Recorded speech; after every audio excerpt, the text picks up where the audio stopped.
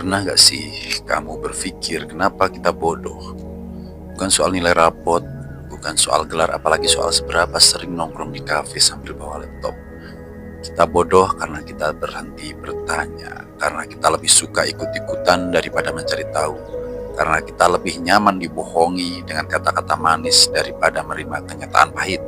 Kita bodoh karena kita takut dibilang bodoh kalau bertanya, padahal justru itulah kita paling dekat dengan pintu pengetahuan. Lalu bagaimana dengan orang pintar? Di negeri ini orang pintar itu seringkali bukan yang paling banyak tahu, tapi yang paling pandai berbicara, yang paling pandai membuat orang lain diam, dan yang paling pintar membuat dirinya selalu benar. Ada apa dengan orang pintar? Mereka terlalu sibuk mempertahankan pendapatnya, sampai lupa bahwa ilmu itu terus berkembang. Ada yang sok pintar, padahal ilmunya cuma potongan-potongan teori yang dia hafal di seminar atau di sosial media. Ada yang merasa paling benar, padahal hidupnya cuma di lingkaran orang-orang yang selalu setuju. Ironisnya di tengah kebodohan yang dipelihara, orang pintar malah sibuk saling serang, saling tunjuk, saling merasa superior. Sementara yang bodoh tetap jadi korban, tetap jadi penonton, tetap disuruh diam.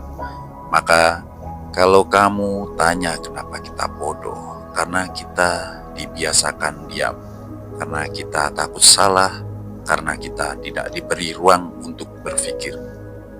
Dan kalau kalian tanya ada apa dengan yang pintar, maka jawabannya mereka lupa caranya belajar, mereka lupa caranya mendengarkan, dan mereka terlalu sibuk membangun menara ego mereka sendiri.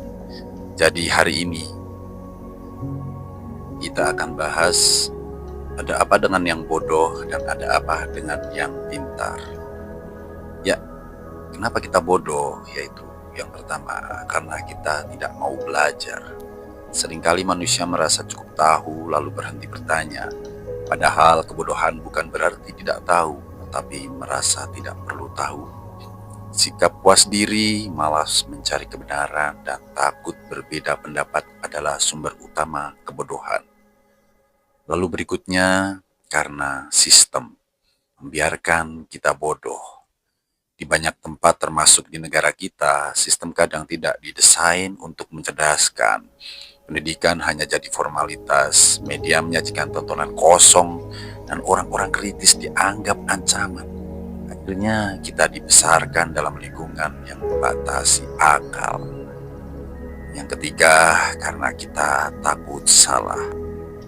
Banyak orang lebih memilih diam dan mengikuti arus karena takut disalahkan, takut dikucilkan, takut dipermalukan. Padahal orang cerdas lahir dari sering salah dan terus memperbaiki diri.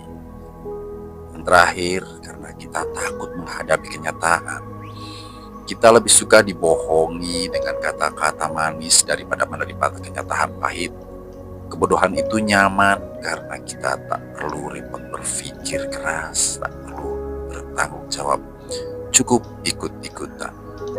Jadi bodoh itu bukan soal IQ, tapi soal kemauan. Mau atau tidak membuka mata, mau atau tidak mempertanyakan yang dianggap benar, mau atau tidak meragukan kebiasaan yang diwariskan.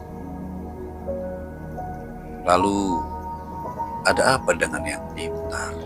Tapi dari pembahasan ini adalah kebodohan yang hakiki yang melahirkan orang yang merasa paling pintar. Ketika seseorang merasa paling pintar dan menganggap orang lain bodoh, disitulah letak kebodohan paling hakiki. Kenapa? Karena orang yang benar-benar bijak tahu bahwa ilmu itu luas dan kita hanya paham secuil. Orang bodoh bukan berarti tidak tahu apa-apa. Mungkin dia hanya belum tahu sekarang atau tahu sesuatu yang kita tidak tahu. Sedangkan orang-orang yang merasa pintar dan merendahkan orang lain biasanya ingin terlihat berkuasa atau supaya orang tunduk. Dia merasa harus menunjukkan dirinya lebih unggul dan kemudian takut kalah.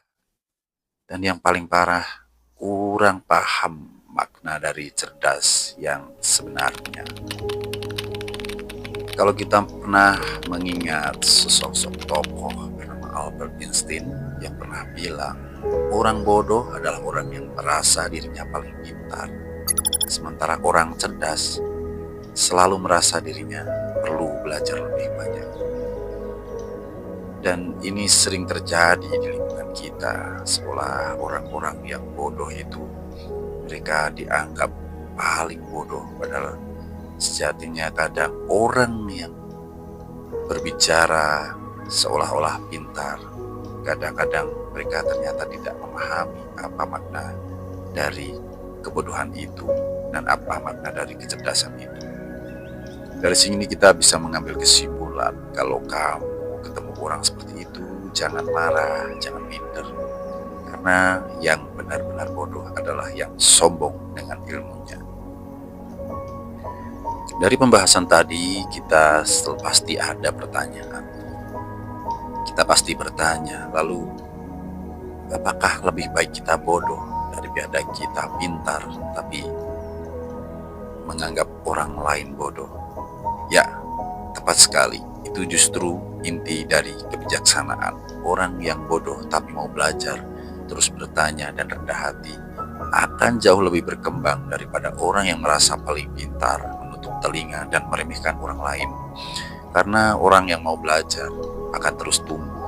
Orang yang bertanya akan menemukan banyak jalan. Orang yang rendah hati akan dihargai bahkan oleh orang yang lebih pintar. Sementara orang yang merasa paling pintar itu sudah selesai. Dia berhenti di situ, gak mau dikoreksi, tidak mau mendengar masukan, dan akhirnya makin ketinggalan tanpa dia sadari. Jadi kita gak perlu minder saat merasa bodoh, karena bodoh itu kondisi sementara, tapi sombong itu penyakit seumur hidup. Tadi saya sempat menyinggung tentang sistem yang membiarkan kita bodoh. Ya, sistem di suatu negara tidak butuh rakyat yang pintar, tidak butuh rakyat yang kritis. Karena kalau rakyat pintar nanti susah dibohongi. Kalau rakyat kritis nanti banyak yang nuntut keadilan. Kalau rakyat berani bicara, nanti kursi-kursi empuk itu bisa goyah. Maka dibuatlah sistem yang rapi. Sekolah diajari nurut, bukan berpikir, mediasi dengan gosip dan sensasi. Orang pintar dijauhkan dari layar. Yang viral justru yang bodoh dipertontonkan. Cerdas di negeri ini musuh karena orang cerdas bisa nanya, kenapa jalan rusak? Kenapa hukum cuma tegas ke yang kecil tapi lunak ke yang besar? Dan pertanyaan-pertanyaan kayak gitu, itu dianggap gangguan. Sistem ini dibangun agar yang di atas tetap nyaman dan yang di bawah tetap sibuk saling caci. Biar rakyat sibuk ribut soal hal remeh. Biar rakyat sibuk debat di komentar. Biar rakyat sibuk adu data, adu ayat, adu kata-kata. Tapi lupa adu nasib. Karena kalau rakyat mulai sadar bahwa mereka sedang dibodohi, maka kekuasaan yang berdiri di atas kebodohan itu bisa runtuh. Jadi kalau hari ini kita masih merasa sekolah cukup buat bikin cerdas, atau TV cukup buat bikin kita pintar, berarti kita sedang dihipnotis. Sadar itu sakit, makanya orang bodoh itu lebih tenang hidupnya. Karena gak banyak pikiran, gak banyak tanya, dan itulah yang diinginkan oleh sistem.